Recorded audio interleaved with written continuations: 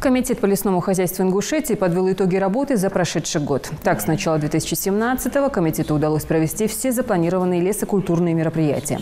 Стоит отметить, что Ингушетия одна из первых в России закончила посадку лесных культур.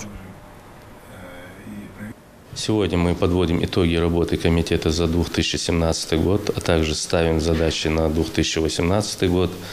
Мы сегодня отмечаем положительные моменты, которые у нас есть. Это по лесоразведению. В 2017 году мы посадили на площади 56 гектаров около 130 тысяч саженцев. Это порода ясень, липа, и другие породы.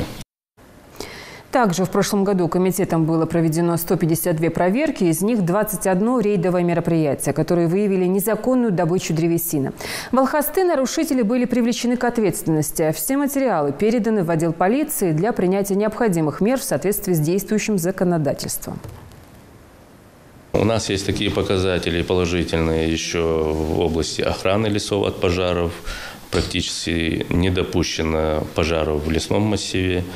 Все мероприятия, которые были запланированы в 2017 году, мы их выполнили в полном объеме.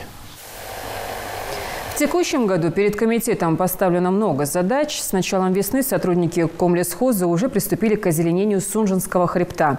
Эта работа проводится уже 4-й год подряд. В комитете уверены, что облесение холма принесет много пользы. Помимо эстетической стороны идет речь и о защите почвы от эрозии, при опасности обрушения селевых потоков и об укреплении почвы корнями. В планах комитета лесного хозяйства озеленить не только Сунжинский хребет, но и соседний Терский.